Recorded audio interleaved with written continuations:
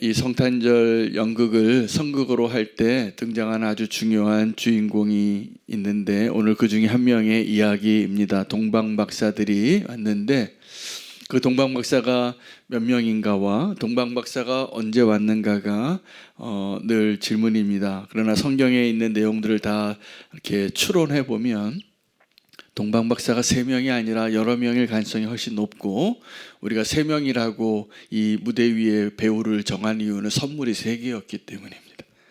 근데 더 많은 사람들이 왔을 거라고 예측하고, 그리고 그 동방박사 일행들이 꽤 높은 지위에, 그리고 그 먼 나라에서 왔던 아주 중요한 이방인들이라고 보시면 되겠습니다. 그래서 그들이 와서 이 지역의 이 유대 땅의 왕을 찾아간 것이죠. 그리고 헤롯을 찾아간 것입니다.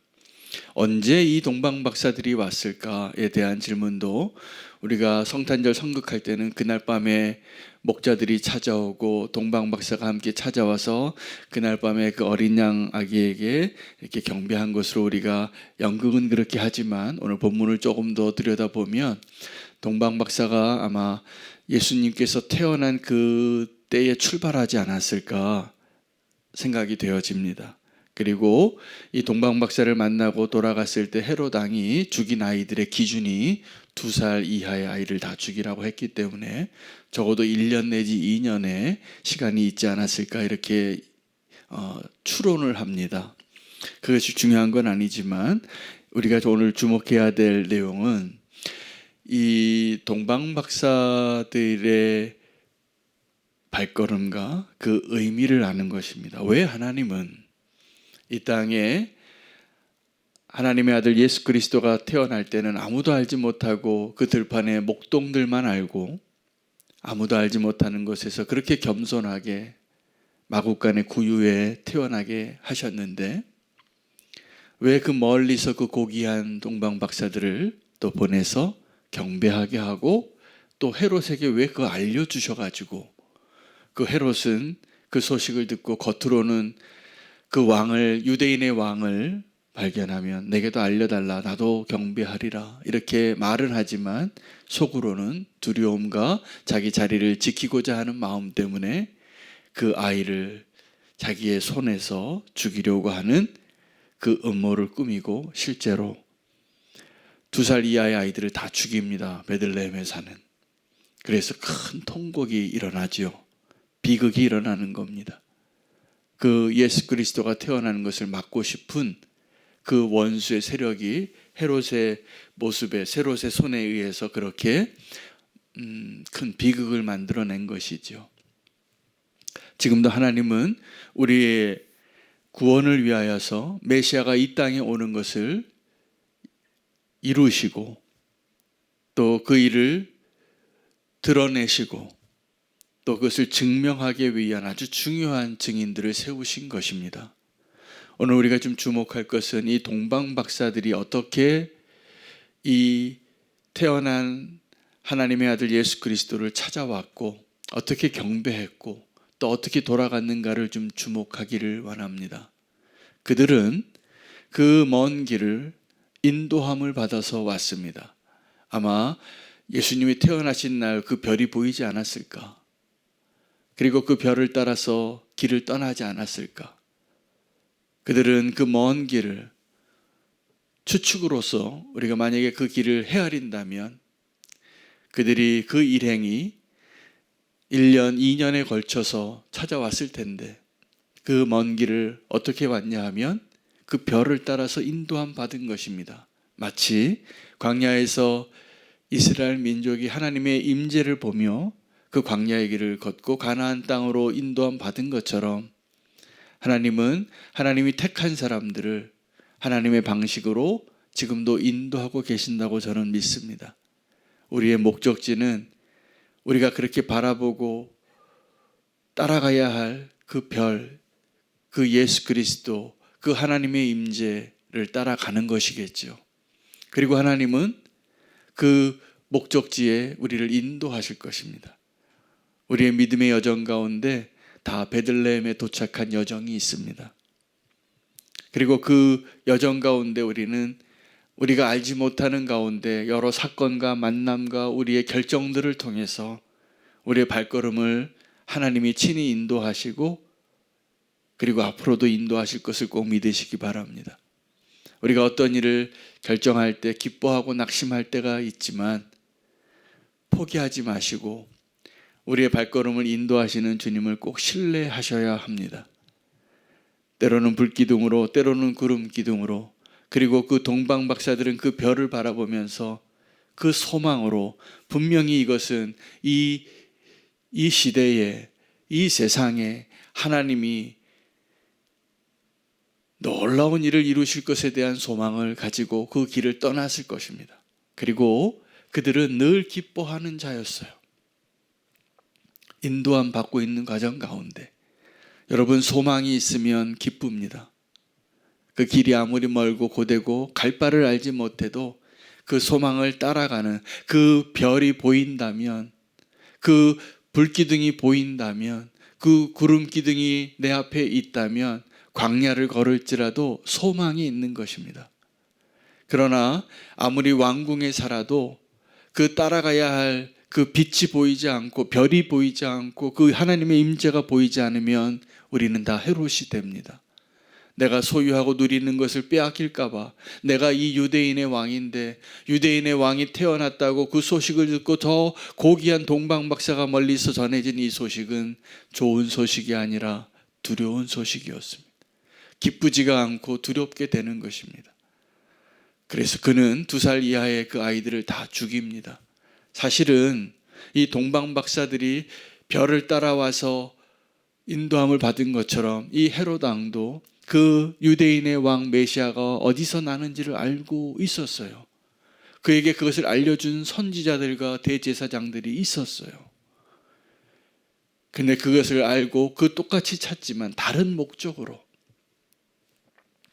그리고 이 땅에 태어난 하나님의 아들 유대인의 왕을 죽이려고 시도하고 그러한 비극적인 아주 악한 일을, 만행을 저지르는 자가 헤롯이었습니다.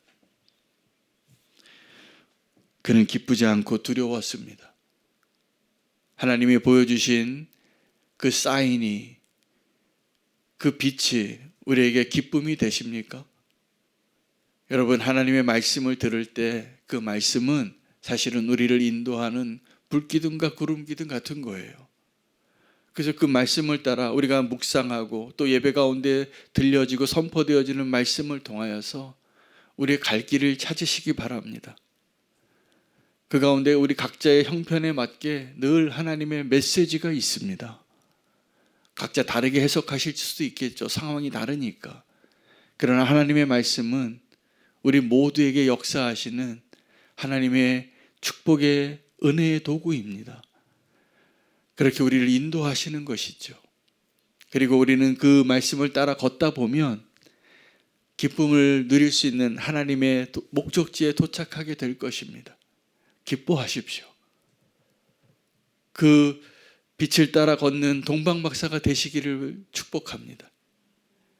그리고 예수 그리스도를 만나는 그 기쁨, 그들이 만나서 그 오랜 여정의 목적을 달성하잖아요.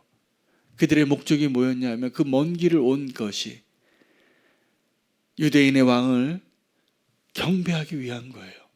그들은 이방인들이었지만, 동방의 어떤 나라에서 왔지만 유대인의 왕을 자기의 왕으로 생각하고 쫓아온 거죠. 굉장히 상징적인 의미가 있습니다. 하나님은 마지막 날에 오늘 우리의 시대이기도 합니다. 저 땅끝에 있는 어떤 사람이 하나님을 왕으로 인정하고 와서 경배하는 일을 이루실까요? 못 이루실까요? 이루십니다. 그리고 우리가 바로 그 사람들입니다. 그들이 돌아갈 때도 하나님의 인도함을 받습니다. 천사가 나타나서 헤롯에게 가지 말라고, 헤롯이 그 먼 길을 찾아온 그 동방박사들에게 함께 기뻐하는 척하면서 그 정보를 더 캐내려고, 발견하면 내게도 알려달라, 그러겠다고 약속하지만 그들은 헤롯에게 가지 않았습니다. 왜요? 하나님이 인도하셨기 때문입니다. 그리고 다른 길로 갔더라. 다른 길로 자기의 곳으로 갑니다. 그리고 헤롯은 그 정보를 정확하게 알지 못하니까, 장소는 알겠는데 때를 모르니까 엄청난 만행을 저지르죠. 두려움 때문입니다. 그래도 그 아이는 태어나고 살아남습니다.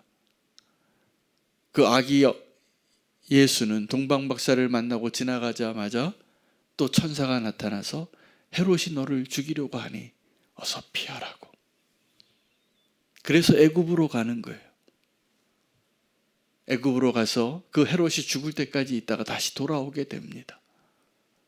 하나님은 우리의 발걸음을 정확하게 인도하십니다. 우리는 한 치 앞을 알 수 없습니다. 기도하십시오. 기도하고 말씀을 따르십시오. 그러면 주님께서 우리의 발걸음을 인도하실 것입니다. 저는 그것을 믿습니다. 오늘 말씀을 통해서 동방박사들의 모습을 통해서 우리가 붙잡아야 할 하나님의 메시지가 있다면 우리를 인도하시는 하나님이시고 그 하나님을 기뻐하는 사람이 되는 것을 하나님이 기뻐하신다는 거예요. 동방박사들은 하나님의 아주 중요한 엑스트라였습니다. 예수님이 이 땅에 태어난 일의 증인들이죠. 저와 여러분도 그 중요한 엑스트라가 되기 위하여 하나님께서 우리의 인생의 여정을 이 동방박사를 인도하셨던 것처럼 인도하심을 믿으시기를 축복합니다. 그리고 그들은 기뻐했습니다. 그 먼 길을 오는 것도 기뻐하고 그 아기 예수를 만나는 것을 기뻐하고 우리도 그렇게 살아야 합니다. 두려워하지 마시고 헤롯이 되지 마시고 동방박사와 같이 그 기쁨을 쫓으십시오. 진짜 기쁨을 쫓으십시오. 그때 우리는 그 잔치에 함께 기뻐하는 놀라운 축복의 엑스트라가 될 것입니다. 그리고 하나님은 우리의 그러한 발걸음을 인도하셔서 우리가 함께 주님과 누리는 그 시간들을 작정하셨습니다. 그리고 그들이 돌아가는 길도 인도함 받잖아요. 저는 믿음의 여정 가운데 우리가 주님을 만나는 그 자리에 가기까지도 우리가 주님을 알지 못해서 사울과 같이 예수 믿는 자들을 핍박하는 자의 모습이거나 어둠 가운데서 자기 멋대로 살았던 죄악 가운데 있었던 모습일지라도 주님은 우리를 택하셨기 때문에 우리를 인도하셨을 것입니다. 그리고 우리가 주님을 만났는데 그 돌아가는 길도 주님이 우리를 인도하시는 믿음의 여정을 걸으셔야 합니다. 그게 어려운 것 같아요. 끝까지 믿음의 경주를 감당하는 것. 이 동방박사들이 자기의 고향으로 돌아갔는데 하나님이 하나님의 뜻대로 인도하시는 거예요. 우리의 믿음의 여정도 그렇게 되기를 원합니다. 그리고 우리의 고향은 동방나라가 아니라 하늘에 고향이 있습니다. 우리가 원래 그곳에서 왔습니다.